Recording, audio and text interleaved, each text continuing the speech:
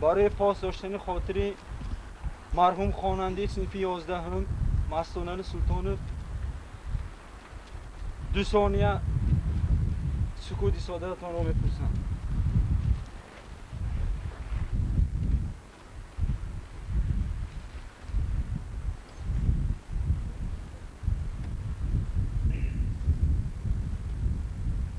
سلطانov مستانه گرچنده که عمری کوتاه دیده باشد هم وی در بین همسنفان خود در بین خوانندگان وقتی میانی به نام استاد عبدالله رودکی و حرمت سزاوار نایل گشته. سلطانov مستانه سال 1978 یکم مای در دهه طول در اویله کارگر به دنیا آمده. سال 1984 به صنف یکم مکتب میانی به نام عبدالله رودکی داخل شده. مسئولین مکتب را خوب اعلا می‌خواند. در کارهای جمعیتی مکتب فعال اشتراک می‌کرد.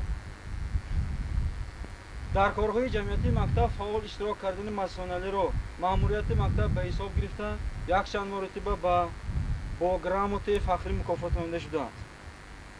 ولی مرگ ناگهان خواننده صنف 11 هم مسئولین سلطانov را 4 سپتامبر سال 1994 از بین همسنفانش برد.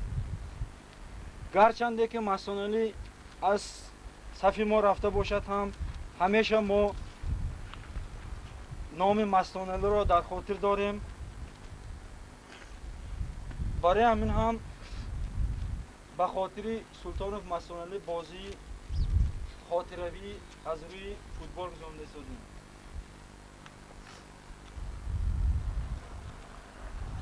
من اکنون با شمایان درباره نظام همین مسابقه کمتر گذشته میگذارم. درباره گذراندن مسابقه خاطره بخشیده به یادبود خواننده صنف 11 مرحوم مستانه سلطانov از روی فوتبال با اشتراک کمانده های یکچینی خوانندگان صنف 10 مکتب میانی به نام عبدالله رودکی، خوانندگان صنف 11 مکتب نام برده، خوانندگان مکتب میانی به نام سعدی شیرازی و خوانندگان مکتب میانی به نام استاد میرزا ترسونزاده. مقصد و وظیفه مسابقه یادبود فرزند دهه طول خواننده صنف 11 مکتب میانی نمبر 19 به نام رودکی و با ورزش جلب نمودن جوانان و عاموی گرداندن فوتبال در کلخوز آزاد. ترتیب بازی ها: کمانده ها بعد جریبیافکا به طرز المپیوی خوب آزمایی میکنند. بعد آنکه جریبیافکا میگذرد همون کمانده های نامبر شده با بازی میبرند.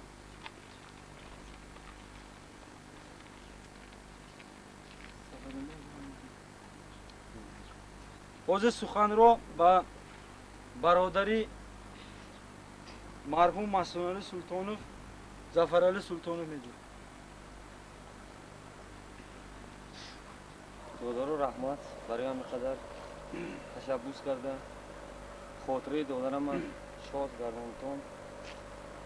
من از نام خودم از نام اهل عائله‌ام برای همه شمایان سلامتی، عمر دراز، رزق فراخ و در کارهای آینده‌تون کامیابی‌های بی‌نهایت کلان آرزومندم. بگذار در آینده شمایان یکی از انسان‌های بی‌نهایت با آبرو شده به وای رسیدن تا ابد به مستانه را. من اکنون شمایان رو به مکافات‌های بازی همه روزه شناس میکنم. کمانده که جای یکم رو میگیرد با کوبک، گرامات فخری و با پول مکافاتانده میشود. کمانده که جای دویم رو میگیرد با توپ، گرامات فخری و پول командае ки ҷои сеюмро мегирад бо грамотаи фахрӣ мукофот донида мешавад. ба ғайр аз ин аз тарафи бародарони масъулӣ мукофот монда шудагӣ.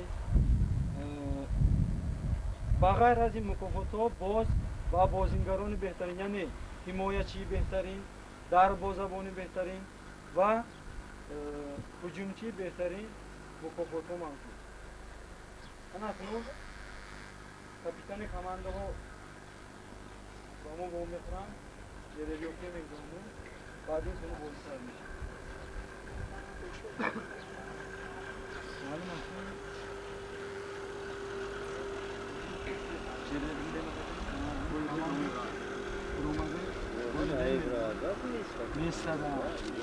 Sorma seyimci hakkında seyimci zabita prakuşeneşke seyimci.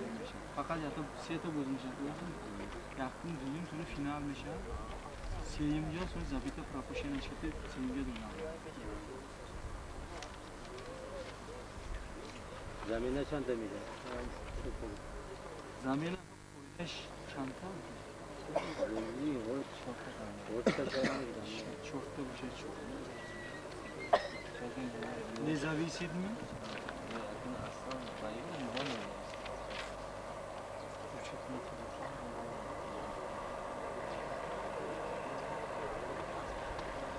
Antı yak bu şey çok.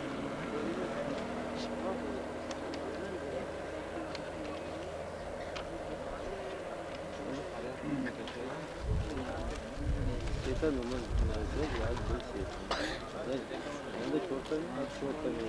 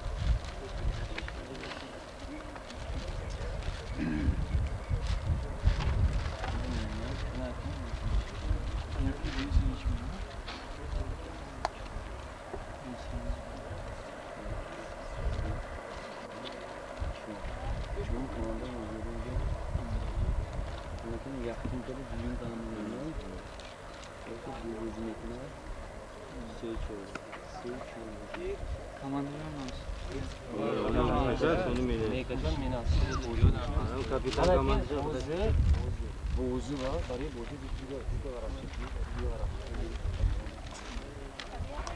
Bari kadın her kadına. Ne yine şart ne? Yakımı düğüm şart. Yakımı düğüm. Kapitanoya komanda ince beton.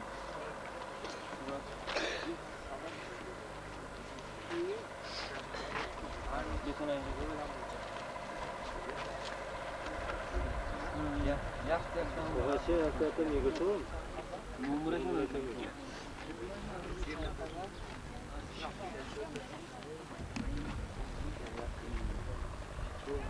Sorun mu? Çünkü dahil.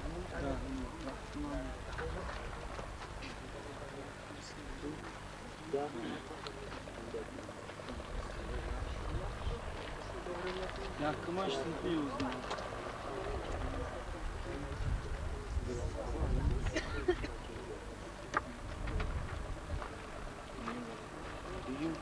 Götürsün yolda.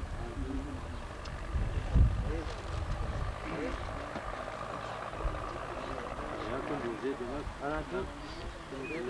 Sadık ne oluyor?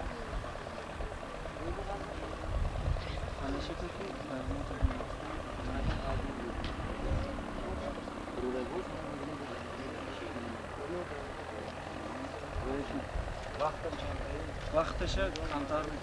Qancha ketib bo'ldi? 2 million.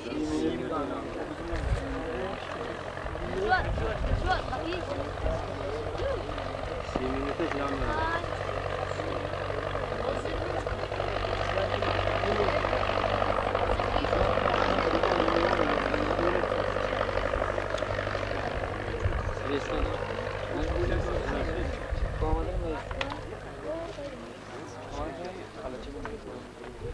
خوانندگان عزیز من جربیوفتی هم گذاشت از بازی یکم صنف 11 مکتب میانی به نام رودکی و مکتب مرزا ترسونزاده. اکنون در دوام بازی همون نشان داده سودیا رفتار کردن نکن. مثلا شما نروشی نکردید می سودیا شما هم نروشینتون نخواهید می دعوته بعضی این فوتبال من خلقو زنده همین خیلی میشد یا همین خیلی میشد که با همون زنزنه طرفی اوتوکشی هم گذاشته یه بران زنزنه باری همه هر یاد که اگر نفسیتون همه وقت همون کمانده غالب نمیرو لیکن بازی این غالب همون کمانده میشد که باید کمانده زور باشه تمامی باری همه انتظامش هم میبینیم ترتیب انتظام من اینجا از اوی باید سودیه های گلامن سودیه ها همه ها همیشه نظارت کمیستن. مثلا عدستی ها میگه نظامنامه ما در وقت زمینچن دادن عدسشون میگه سودی کلام با سودی مین ور با بایننگوا برای همین همه وقت ترتیب انتظام بر رعایت کنید. من کمانده صنف 11 مکتب میانی رودکی و مکتب ترسونزاده تیار شوه.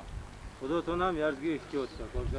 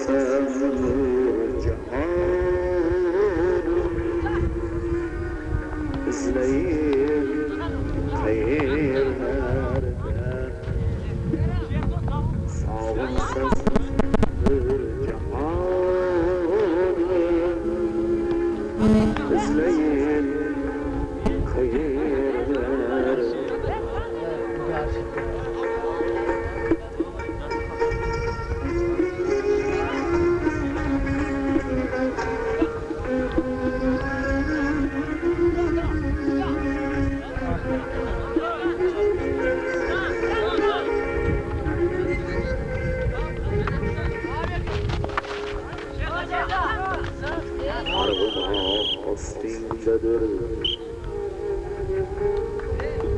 çöllernikiz, ağlarnikiz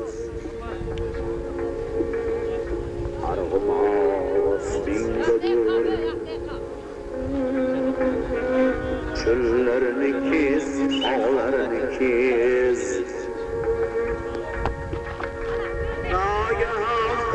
Argıma astinde bulgay bulmay Harçığıyla